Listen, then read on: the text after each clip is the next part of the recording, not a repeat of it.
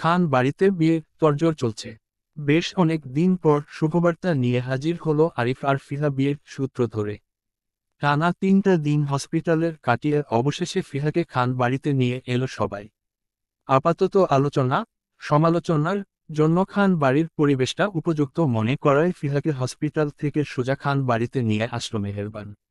নিজেদের বাড়িতে না গিয়ে খান পরিবার ও মার পরিবারের সবাই উপস্থিত বসে আসে খান বাড়ির ড্রয়িং রুমে। প্রত্যেকের বিশেষ আলোচনা আরিফ ফিহার বিয়ে নিয়ে। ফিহা মাথা নিচু করে হেনা খানের পাশে ফুটবল শরীরে চেপে বসে আছে। আরিফ নিজের মা বাবার শাহিন জুইকে নিয়ে একপাশে বসে আছে। মায়া আপাতত দুই পক্ষের হয়ে ডাইনিং টেবিলের বসে খাবার খাচ্ছে গোল গোল চোখে সবাইকে দেখে দেখতে। সে দুই পরিবারের সবচেয়ে ছোট সদস্য বলে তার এই আলোচনা সভায় কাজ নেই বলেই নীরব দর্শক হলো মায়া। আয়ন নিজের বাবা মাকে নিয়ে বিপরীত পাশে বসে আছে। হেনা খান আরাফ খান ফিহাকে নিয়ে বসে আছে দুই পক্ষের সামনে। হৃদ নেই, সে এসব পারিবারিক ঝামেলায় জড়ায় না কোনো কালেই। তাই তাকে এই সমালোচনা সভায় খোঁজাটাও বোকামি। সবার দীর্ঘ আলোচনা শেষ হলো। প্রত্যেকের সম্মতি হলো আরিফ ও ফিহার সম্পর্কটা মেনে নিয়ে। তবে ফিহা বাবা আপত্তি রাখলেন তিনি ফিহার অনার্স কমপ্লিট করার পর বিয়ে দিবেন। এখন আপাতত দুই পক্ষের সম্মতিতে আংটিবদল করে রাখতেন। কিন্তু উনার কথায় বাদ সাধল আরিফ। সে কোনো মতোই এত লম্বা ডেট নিয়ে বিয়ে করবে না, বরং যত দ্রুত সম্ভব ফিহাকে বিয়ে করে নিয়ে যেতে চাই। শফিকুল ইসলাম ছেলের মনোভাব বুঝতে পেরে চোখ তুলে তাকালো এক পলক ফিহার দিকে। ফিহার নত অসহায় ফেসটা দেখে ঘাড় ঘুরালো আয়নের পরিবারের দিকে। অন্তত গম্ভীর মুখ রয়সয়ে চিরস্থির বলে উঠলেন তিনি। আমার মনে হয় না এই বিয়েতে আর দেরি করাটা আমাদের কারোর জন্য শোভনীয় হবে বলে। প্রণয় পরিণতি দুটোই দেখা ইতিমধ্যে সবার। এই যুগের ছেলে মেয়ে তারা হুটহাট কখন কি করে বসবে বলা দায়। বাবা মা হিসাবে আমাদের দায়িত্বটা ভালো ভালো পালন করে ফেলাটাই শ্রেয়। ছেলে মেয়ে জনকে যেহেতু পূর্ব থেকে পছন্দ করে তাই আমার মনে হয় না এত কিছুর পরও বিয়ের ডেট পিছানোটা ঠিক হবে। সংসার তারা করবে, ভালো মন্দ তারা বুঝবে। আমরা বড়রা শুধু দায়িত্ব পালন করব। আজ তারা আমাদের সম্মতির অপেক্ষায় বসে থাকলেও কাল এমনটা নাও হতে পারে দুজন আমাদের সম্মতির ছাড়াই কিছু একটা করে বসল। তখন আমরা বড়দের আর মুখ থাকবে না। তাই বলছি, যেহেতু পারিবারিকভাবে মেনে নেওয়া হয়েছে তাই বিয়েটাও আমরা এই সপ্তাহই করতে চাচ্ছি। তবে ছেলের জন্য বউ নয়, নিজেদের জন্য একটা মেয়ে নিয়ে যাব এই বাড়ির থেকে ইনশাআল্লাহ। মেহেরবান নীরব দর্শক সাজলেন এই মুহূর্তে। তিনি কোনো রকম প্রতিক্রিয়া জানালো না কোনো কিছুতে। মেয়ে শান্তি তো তিনিও শান্তি। বাড়াবাড়ির ফল তিনি ইতিমধ্যে পেয়েছেন। মেয়েকে হারাতে বসেছিল। একমাত্র হৃদের জন্য ফিহাকে নিজের কাছে ফিরে ফেল নয়তো দেখা যেত সেদিন হৃদের সাথে দেখা করে তিনি সোজা স্বামীর অফিসে চলে যেত স্বামীর দেখা করতে। সেদিন হৃদ সতর্ক না করলে হয়তো নিশ্চয় এতক্ষণে উনার মেয়েকে কবরে পাওয়া যেত। তিনিও সন্তান হারা হতেন। তাছাড়া সেদিন হৃদের বলা কথাগুলো ও ফিহার সুইসাইডের বিষয়টি মেহেরবানের মস্তিষ্কে টনক নড়েছে তুমুলভাবে। মেয়েকে হারানোর চেয়ে সম্মতি দেওয়াটাই অধিকতর যুক্তিযুক্ত মনে করলেন তিনি। তবে শফিকুল ইসলামের কথায় কেউ আপত্তি না জানালেও পুনরায় ফিহা বাবা আপত্তি রাখতে চাইলেন কিন্তু তাতেও বাদ সাধল আয়ন। অন্তত হাসির মুখে নিজের বাবাকে চোখের ইশারায় থামিয়ে দিয়ে চোখ ঘুরিয়ে তাকালো শফিকুল ইসলামের গম্ভীর মুখের দিকে। শফিকুল ইসলামকে দেখে সম্মতিসূচক হাসি মুখে বলে উঠে আয়ন, ফিহার পরিবার হিসাবে আমাদের কারো কোনো আপত্তি নেই আঙ্কেল। আমরা সবাই রাজি। বোনের পছন্দ আমাদেরও পছন্দ। আপনারা বড়রা মিলে বিয়েটা সামনের সপ্তাহই ঠিক করুন। আমরা যথানিয়মে বোনকে তুলে দিব। মোটা ফ্রেমের চশমার ফাঁকে আয়নের দিকে নিজের ক্ষীণ দৃষ্টি স্থির করল শফিকুল ইসলাম। আয়ন নামক ছেলেটিকে অন্তত পছন্দ ওনার। সভ্য সুন্দর মার্জিত ব্যবহার। তিনি হসপিটালে থাকাকালীন ডক্টর হিসাবেও বেশ ভালোভাবে তদারকি করেছিল ওনার। এই খান বাড়ির সদস্যদের মাঝে শফিকুল ইসলামে ফিহা আর আয়নকে বেশ ভালো লাগল। বাকি সবাইকে রাজনীতি চালক মনে হলো। ফিহাকে নিঃসন্দেহে ভালো মেয়ে তাই উনার ফিহাকে নিয়ে আপত্তি নেই। কিন্তু মায়াকে খান বাড়িতে রেখে যাওয়া নিয়ে আপত্তি আছে। আপাতত ছেলের বিয়েটা শেষ হলেও তিনি মায়াকে নিজেদের কাছে নিয়ে যাবেন চূড়ান্তভাবে। যথারীতি আরিফ ফিহার বিয়ের ডেট ফিক্সড হলো 6 দিন পর সামনে শুক্রবারে। বিয়ের জন্য অল্প সময় হওয়ার মার পরিবার আজ রাতেই ব্রাহ্মণবাড়িয়া জেলা আশুগঞ্জ ফিরবে। শফিকুল ইসলাম চলে যাওয়ার তোড়জোড় করতেই আপত্তি জানায় হেনা খান ও আরাফ খান। বিয়ে যেহেতু ঠিক হয়েছে তাই দুই পরিবার একসঙ্গে ডিনারের প্রস্তাব রাখল তারা। শফিকুল ইসলাম ছেলের মুখের দিকে তাকিয়ে দীর্ঘ মনমালিন্যতা একপাশে রেখে নীরবে সম্মতি জানাল। যথারীতি সবাই একসঙ্গে ডিনার করে তারপর মার পরিবার বাড়িতে ফিরবে রাতেই। যেহেতু আনুষ্ঠানিকভাবে বিয়েটা হবে তাই হাতের কাজটা বেশি। তোড়জোড় করে সবাইকে বিয়ের কার্ড দিয়ে বাড়ি বাড়ি দাওয়াত দিতে হবে। শপিং করতে, সামর্থ্য অনুযায়ী গহনাপত্র করতে হবে ছেলের বউয়ের জন্য। তাছাড়া আজ বাদে 2 দিন পর আরিফকে পুনরায় ঢাকা আসতে হবে নিজের পরিবারকে নিয়ে ফিহাকে বিয়ের শপিং করানোর জন্য। হাতে কাজ থাকলো অনেক, সমাধানও হলো সবকিছু। কিন্তু মায়াকে নিয়ে মনমালিন্যতা থেকে গেল নীরবে নিষ্প্রভতায় শফিকুল ইসলাম মনে। রাত 10টা, ডাইনিং টেবিলে গোল হয়ে চারপাশে খাবার আয়োজন করা হয়েছে। দুই পরিবারের ছোট বড় সবাই একত্রে বসল ডিনারের জন্য হেনা খান বাদে। তিনি বসলেন না হৃদের জন্য। হৃদকে ছাড়া কখনোই তিনি একা খাবার খায় না। আজও তাই হলো। তবে আরাফ খান সৌজন্যতা বজায় রাখতে সবার সাথে বসল। হেনা খান শারীরিকভাবে সার্ভেন্টদের দিয়ে সবাইকে খাবার সার্ভ করছে। মায়া, শফিকুল ইসলাম ও আরাফ খান মধ্য চেয়ারে বসল খেতে। শফিকুল ইসলামের পাশে রেহেনা বেগম আর তার পাশে ফিহাকে বসাল তিনি। ফিহার পাশে পাত্র হিসাবে আরিফ বসল। আরিফের পাশে শাহিন। শাহিন পাশে জুই বসতে গিয়েও পারল না আয়নের জন্য। কোথা থেকে হুট করে আয়ন এসে বসে পড়ল শাহিনের পাশের চেয়ারটায়। ইতস্তত জুই আর খালি জায়গায় খুঁজে পেয়ে ভয়ে ভয়ে বসল আয়ন আর মেহেরবানের মধ্য চেয়ারে। মেহেরবান স্বাভাবিক দৃষ্টিতে জুইকে এক দেখে নিজের খাওয়া মন। মেহেরবানের পাশের চেয়ারটায় উনার স্বামী বসে আছে, তার পাশে আরাফ খান বসা। একত্রে গোল হয়ে সবাই যার যার মতো খেতে লাগলো। আরিফ কিছু বলছে না, তবে টুকটাক হাতে ফিহার বাটিতে স্যুপ তুলে দিতে সাহায্য করছে। অসুস্থতার জন্য ফিহা স্যুপ ছাড়া অন্য কিছুতে হাত দিন না। মায়া খাওয়া বাদ দিয়ে সেদিকে তাকিয়ে গোল গোল চোখে পরখ করছে সবটা। সে বেশ আনন্দিত ভাইয়ের বিয়ে নিয়ে, তাই এই মুহূর্তে হৃদকে ভুলে গেছে সে। বিগত 2 দিন ধরে এমনিতেও হৃদের সাথে মার কথা হয় না। যেহেতু হৃদ মায়াকে মেরেছে তাই মায়া হৃদের আশেপাশে ঘুরঘুর করছে না, কথা বলাও বন্ধ করে দিয়েছে আপাতত। তবে সকাল বিকাল করে দুজনের মধ্যে দেখা হচ্ছে দূর থেকে। হৃদ কপাল কুঁচকে মায়াকে দেখে চলে যায় অফিসে, কিছু বলে না। ভুলন্ত মায়া আরিফ হতে দৃষ্টি সরিয়ে নিজের খাবারের মনোযোগী হতে গিয়েও চোখ আটকালো জুই আর আয়নের দিকে। এবার পূর্ণ খাবার দাবার বন্ধ করে দিয়ে জহির দৃষ্টিতে তাকালো সেদিকে কপাল কুঁচকে। দুজনের কেমিস্ট্রিটা আপাতত বুঝতে পারছে না মায়া। ইতস্তত জুই কাচুমাচু করছে আর আয়ন তার প্লেটে খাবার তুলে দিচ্ছে। আবার মাথা নত করে টুকটাক ধীর স্বরে জিজ্ঞাসা করছে জুইয়ের আরও কিছু লাগবে কিনা, তাও সবার সামনে। পর মুহূর্তে চোখ ঘুরিয়ে নিজের মাকেও জিজ্ঞাসা করছে তার কিছু লাগবে কিনা। মা বউ দুজনেরই খাতির যত্ন করছে সমান তালে। ভয়ার্ত ইতস্তত জুই কাচুমাচু করে খাবার নাড়াচাড়া করে চোখ তুলে সামনে তাকাতেই চোখাচোখি হলো মার জহরি দৃষ্টির সাথে। জুই অসহায় বোধ করতেই মায়া ভ্রু নাচালো।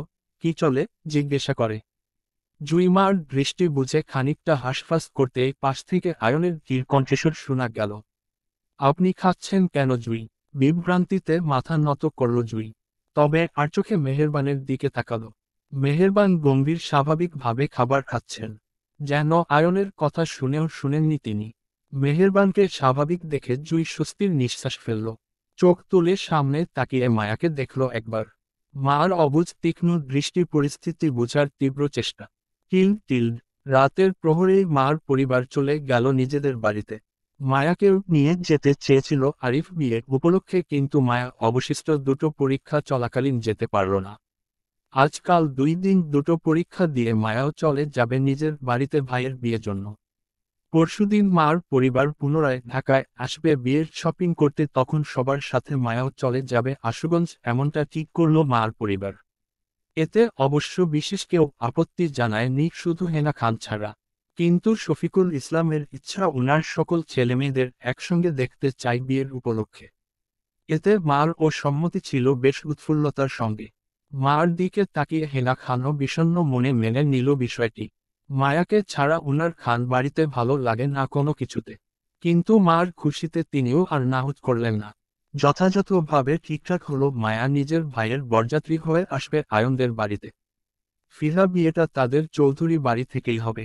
হেনা খান আরাফ খান আসা যাওয়া করবে খান বাড়ির থেকে চৌধুরী বাড়িতে বিগত কয়েকদিন। সবকিছুই ঠিকঠাক, কারো কোনো অসম্মতির অবশিষ্ট রইল না। রাতে 12টার দিকে হৃদ বাসায় আসলে তাকেও হেনা খান জানালো আরিফ ফিহার বিয়ের বিষয়টি। তবে মার চলে যাওয়া বিষয়টি তখনও হৃদকে জানানো হলো না। হৃদ নীরবে শুনে গেল সবটা। উত্তরে হা কিছুই বলল না। এখন সকাল 8 বিসর্গ 3:05। 9টার দিকে মার পরীক্ষা। বোরকা পরে হাতে ফাইলপত্র নিয়ে এক প্রকার দৌড়ে নামল সিঁড়ি বেয়ে। হৃদ অর্ধ খাওয়া নাস্তা রেখে ডাইনিং টেবিলের থেকে কপাল কুঁচকে তাকালো দৌড়ান্ত মার দিকে। মায়া ফাইল হাতে দৌড়ে সোজা ড্রয়িং রুমে দিয়ে বের হতে লাগলো কোনো দিক না তাকিয়ে। উত্তেজনায় হৃদ কেউ দেখল না। তবে তৎক্ষণাৎ পিছন ডাকলো হেনা খান মায়াকে। সোনামা, কই যাচ্ছিস তুই? এইভাবে দৌড়াচ্ছিস কেন? এদিকে আয়, খেয়ে যা। মায়া পিছনে ঘুরল না, সামনে দৌড়ে চেঁচিয়ে বলে, খাবো না আমি দাদি। তোমার নাতির অসভ্য কুত্তাটা আমার পাখি খেয়ে ফেলতেছে। মায়া কথা বুঝল না কেউ। হৃদ তীক্ষ্ণ দৃষ্টিতে মার যাওয়ার দিকে তাকিয়ে নীরবে নিজের খাবারটা শেষ করল। টিস্যু দিয়ে নিজের মুখ মুছে সেও চলে গেল বাহিরে উদ্দেশ্য। আপাতত তার বউটাকে দরকার। বিগত 2টা দিন ধরে বউ তার সাথে কথা বলে না। অভিমান করেছে, গাল ফুলিয়ে বেড়ায় তাকে দেখে। ব্যস্ততায় সেও 2টা দিন ঠিকঠাক সময় দিতে পারেনি বউকে। আজ যেহেতু সামনেই আছে, একটু কথা না বললেই নয়। হৃদ গায়ের কোটটা হাতে উপর ভাঁজ করে বাহিরে আসল দৃষ্টিতে তীক্ষ্ণতা বজায় রেখে চারপাশে মায়াকে খুঁজল। মায়াকে দেখতে পেল বাগানের একপাশে ভয়ার্ত মুখে একটা পাখির খাঁচা হাতে বুকে ঝাপটে ধরে দাঁড়িয়ে আছে। দৃষ্টি তার ঠিক সামনে কিছুটা দূরে হৃদের ব্যাম্বু কুকুরটার দিকে বেরোক মুখ করে তাকিয়ে আছে। হৃদ সামনে এগোল, মার পিছনে দাঁড়িয়ে সম্পূর্ণ বিষয়টি সূক্ষ্ম চোখে বুঝে নিল। মার খাঁচা বন্দি পাখিটিকে হৃদের কুকুরটি তাড়া করেছিল খাওয়ার জন্য, যেটা মায়া নিজের রুমের বারান্দা থেকে দেখতে পেয়ে দৌড়ে নিচে আসলো বাঁচানোর জন্য। হৃদ নিজের কুকুরটির দিকে তীক্ষ্ণ দৃষ্টিতে তাকাতেই কুকুরটি লেজ গুটিয়ে সুন্দর করে বসে পড়ল জায়গায়। আর কেউ কেউ করল না মার উপর। হৃদ নিজের কুকুরটি শিকল ধরে আটকে রাখা বডিগার্ডকে চোখের ইশারায় বুঝাল এখান থেকে চলে যেতে। হৃদের ইশারা অনুযায়ী বডিগার্ডটি কুকুরটি নিয়ে চলে গেল অন্যর্থে। হৃদ এগোল, মার বাহু টেনে নিজের দিকে ফেরাল।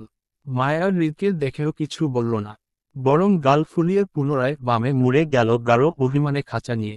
হৃদ হালকা স্বরে ডাকল একজন বডিগার্ডকে। যথারীতি বডিগার্ডটি হৃদের সামনে আসতেই নিজের হাতে কোটটি দিল তার হাতে। মার ঝাপটে ধরা পাখির খাঁচাটিও টেনে নিয়ে বডিগার্ডের হাতে তুলে দিতেই মায়া বিদ্রুপ করে উঠে তৎক্ষণাৎ। দিন আমার পাখি দিন, আপনার অসভ্য কুকুর আমার পাখি খেয়ে ফেলব। দিন। কথাটা বলতে বলতে মায়া পুনরায় হাতে পাখি খাঁচাটিকে ধরতে চাইল চাপটে। কিন্তু বাদ সাধল হৃদ। মার দুহাত নিজের হাতে আটকে ধরে মাথা নাড়িয়ে ইশারা করল বডিগার্ডকে চলে যেতে। ইশারা অনুযায়ী বডিগার্ড চলে যেতে পাখির জন্য ছটফট করল মায়া। হৃদ মার ছটফট বুঝে চারপাশে তাকালো। সে আপাতত বউকে একটু আদর করতে চায়, কিন্তু চারপাশের ভরপুর বডিগার্ডের সামনে নয়। বউ মানে হৃদের খুব পার্সোনাল ও সেন্সিটিভ বিষয়। তাই মার সাথে নর্মাল কথা বলার সময়ও হৃদ কাউকে নিজের আশেপাশে রাখতে চায় না। চলে যেতে বলে সবাইকে। যেখানে তার কথাগুলো কাউকে শোনাতে ইচ্ছুক না, সেখানে অবশ্যই হৃদ সবার সামনে বউকে আদর করবে না। মায়া দীর্ঘ ছটফটের মধ্যে হৃদ হুট করেই মায়াকে কোলে তুলে নিল। আকস্মিক ঘটনায় মায়া খেই হারিয়ে হৃদের গলা জড়িয়ে ধরল ভয়ে। নিজেকে হৃদের কোলে আবিষ্কার করতেই তেতে উঠল মায়া। দ্বিগুণ থেকে দ্বিগুণ ছটফট করল হৃদের থেকে ছাড়া পাওয়ার জন্য।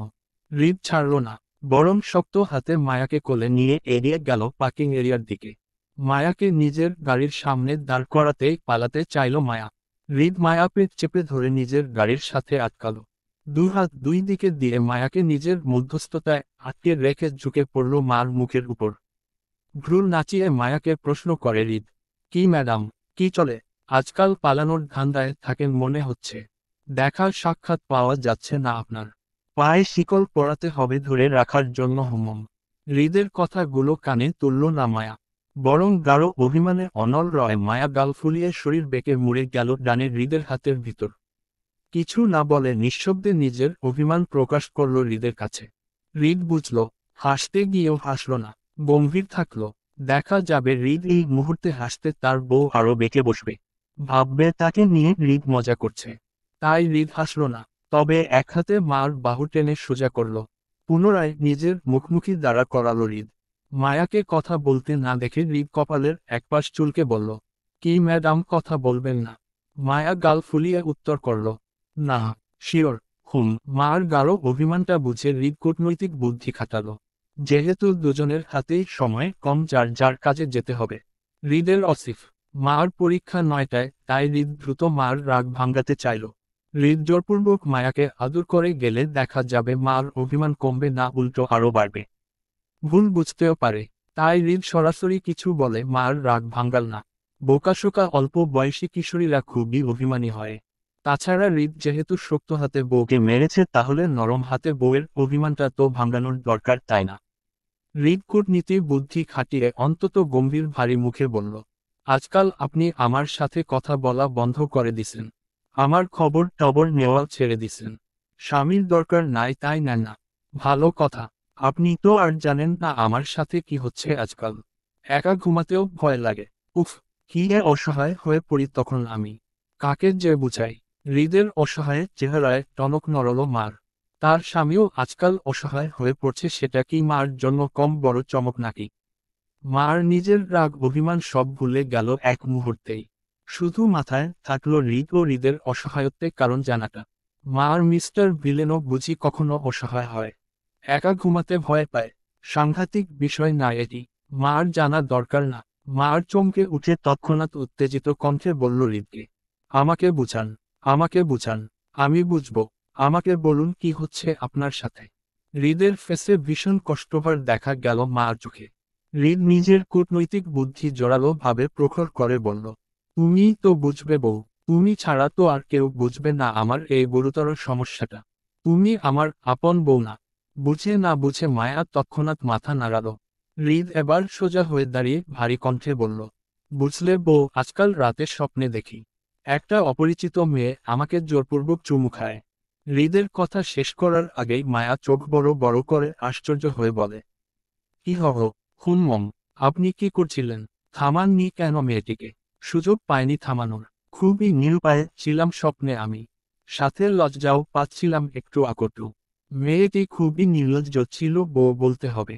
তোমাকে বলে বোঝানো যাবে না কতটা নির্লজ্জ ছিল মেয়েটি। তবে তুমি চাইলে আমি তোমাকে প্র্যাকটিক্যাল করে বোঝাতে পারি। তোমাকে করে দেখায় বউ, আমি কতটা লজ্জা পেয়েছিলাম স্বপ্নে। হৃদের মুখ ভার করার কথায় ও কষ্টে, মায়াও কষ্টে জর্জরিত হল সমানভাবে। তার মিস্টার ভিলেন বলছে মায়া সব সত্য। মিথ্যা কোনো কিছু হতেই পারে না। চোখ বন্ধ করে বিশ্বাসী মায়া তার মিস্টার ভিলেনের সব কথায়। হৃদ যেহেতু বলছে সে স্বপ্নে অসহায় ছিল, মানে সত্যি ছিল। মায়া বিশ্বাস। মায়া হৃদের কথার অর্থ না বুঝেই পুনরায় সম্মতি জানায় করে দেখানোর। হৃদ বাঁকা হাসে। উপর উপর দিয়ে হৃদ কষ্টভরা চেহারা টানল মুখে। আরও এগিয়ে আসলো মার সামনে। মার দুগাল আঁকড়ে ধরে নিজের সাথে মেশাল। মার মুখের উপর ঝুঁকে পড়ে শব্দ করে অধরের পরশ বুলাল ছোট ছোট চুমুতে সারা মুখে। মায়া কেঁপে কেঁপে উঠে তৎক্ষণাৎ নিজের দুহাতে খামচে দিয়ে ধরল হৃদের কোমরের দুপাশের শার্টের অংশটুকু। হৃদ নির্ভীক, নিজের কাজে অনড়, নিজের মন মতো বউকে আদর করে চোখ তুলে তাকায় মার বন্ধ চোখে পাতার দিকে। হৃদ পিছিয়ে গেল না, ঠায় জায়গায় দাঁড়িয়ে থাকলো মার সাথে মিশে। মায়া কম্পিত শরীর নিয়ে চিরে চোখ খুলে তাকায় হৃদের মুখশ্রীতে দিকে। চোখাচোখি হলো দুজনের। হৃদ মায়াকে তাকাতে দেখে পুনরায় মুখ ভার করে সঙ্গে সঙ্গেই বলে উঠল, দেখলে তো বউ, আমি কতটা লজ্জা পেয়েছিলাম স্বপ্নে। আমাকে বাঁচানোর মতো কেউ ছিল না স্বপ্নে। হৃদের মন খারাপের কথায় তলে মুহূর্তে মায়া ভুলে গেল হৃদের করা কাণ্ডগুলো তার সাথে। হৃদের অসহায়ত্বের সাথে সমানভাবে অসহায় হয়ে বলে উঠল মায়া, তাহলে আমাকে ডাকলেন না কেন স্বপ্নে? আমি ডেকেছিলাম, তুমি আসুনি। মায়া ঠোঁট উল্টো বলে, রাতে আমি ঘুমিয়ে পড়েছিলাম বেশি, এই জন্যে আপনার ডাক শুনতে পারিনি। কিন্তু এবার সতর্ক থাকব। মেয়েটি আবার আপনার স্বপ্নে আসলে আমাকে ডাকবেন। আমি জাগে থাকব, ঘুমাবো না। আপনাকে চুমু খাওয়ার দায়ে ঠাস করে মাথা ফাটিয়ে দিব মেয়েটির। শুধু একবার আমাকে ডাকবেন কেমন? আচ্ছা। মায়া রাগ অভিমান ভুলে হৃদের টেনশনে রইল। হৃদ মায়াকে সাথে করে নিয়ে কলেজে ড্রপ করে দিল। ফাঁকে গাড়ির মধ্যে খাবারও খাওয়াল মায়াকে। মায়া নিজের পরীক্ষা ফাইলপত্র নিয়ে গাড়ি থেকে নেমে যাওয়া পূর্বে হৃদ পুনরায় মার বাহু টেনে নিজের কাছে টানল। যত্ন সহকারে মার কপালে ভালোবাসা অধর ছুঁয়ে ছেড়ে দিল। হৃদ ফুরফুরে মেজাজে অফিসে গেল। মায়া ভীষণ টেনশনে রইল হৃদকে নিয়ে। তার স্বামীকে কেউ এইভাবে চুমু খেয়ে চলে যাচ্ছে, তাতে মার টেনশন হওয়ার কথা নয়। মায়াকে ভীষণ টেনশনে দেখালো। টেনশনে নিজের পরীক্ষা শেষ করে বাসায় ফিরল। রাতের দীর্ঘ সময় বসে রইল হৃদের আশায় নিজের রুমে খাপটি মেরে। কিন্তু হৃদ বাসায় আসতে আসতে রাত 1টা বেজে গেল। ততক্ষণে মায়াও ঘুমিয়ে পড়ল। সকালে ঘুম ভাঙতে উত্তেজনায় দৌড়ে গেল হৃদের রুমে। হৃদ তখন আসিফের জন্য রেডি হয়ে কফি হাতে দাঁড়িয়ে ফাইল চেক করছিল। হৃদ মায়াকে হতভম্ব হয়ে নিজের রুমে ঢুকতে দেখে ঘাড় ঘুরিয়ে তাকালো সেদিকে। হৃদের গম্ভীর চোখে ভাসল মার ঘুমন্ত চেহারা স্নিগ্ধতা। হৃদ শান্ত চোখে মায়াকে পরখ করে খানিকটা কপাল কুঁচকে প্রশ্নোত্তর দৃষ্টিতে মার দিকে তাকায়। মায়া সময় নষ্ট না করে উত্তেজিত হয়ে জানতে চাইল, হৃদের স্বপ্নে মেয়েটি আজও এসেছিল কিনা, চুমু খেয়েছে কি। হৃদ নিজের কাজের ব্যস্ততা ভুলে গিয়েছিল কাল মায়াকে বলা মিথ্যা কথাগুলো। মার উত্তেজিতর পরপর প্রশ্নের ঠোঁট কামড়িয়ে হাসল হৃদ। ধীরকণ্ঠে অস্থির মায়াকে ডাকল নিজের কাছে। মায়া কাছে আসতেই হৃদ নিজের হাতে ফাইলপত্র কফি টেবিলের উপর রেখে দিয়ে মার হাত টেনে নিজের কাছে আনল। আজলে মায়া গাল হাতে আঁকড়ে ধরে ভালোবাসার অধর ছোঁয়াল মার কপালে। মায়াকে দুহাতে বুকের জড়িয়ে নিতে নিতে আগের ন্যায় জানালো, আজকে নাকি মেয়েটি হৃদের স্বপ্নে এসেছিল। হৃদও মায়াকে ডেকেছিল, কিন্তু মায়া হৃদের ডাকে আসেনি তার কাছে। হৃদের ভারী অসহায়ত্বটাও দেখেনি। হৃদের কূটনীতিক বুদ্ধি তলে মায়া এবার ঠোঁট উল্টে কেঁদে বসল হৃদের বক্ষতলে। মার স্বামীকে কেন কোনো মেয়ে এভাবে চুমু খেয়ে চলে যাবে, আর সে পড়ে পড়ে ঘুমাবে। মার এত ঘুম কিসের যে স্বামীর খবর নিতে পারে না। মায়া বেশ করে কাঁদল হৃদের বুকে পড়ে পড়ে। হৃদও থামালো না, বরং জড়িয়ে দাঁড়িয়ে থাকলো কিছুটা সময়। হৃদ কূটনৈতিক বুদ্ধি না খাটিয়ে যদি ভালো করে মায়াকে কাছে টানতে চাইত, তাহলে হয়তো মায়া লজ্জায় হৃদের কাছে আসতে চাইত না। হৃদ থেকে দূরে দূরে পালিয়ে বেড়াত। হৃদ চাইলেও অফিস টাইম করে বউয়ের হৃদ হালকা স্বরে ডাকলো একজন বডিগার্ডকে। যথারীতি বডিগার্ডটি সামনে আসতেই নিজের হাতে কোটটি দিল তার হাতে। মার ঝাপটে ধরা পাখির খাঁচাটিও টেনে নিয়ে বডিগার্ডের হাতে তুলে দিতেই মায়া বিদ্রূপ করে উঠে তৎক্ষণাৎ।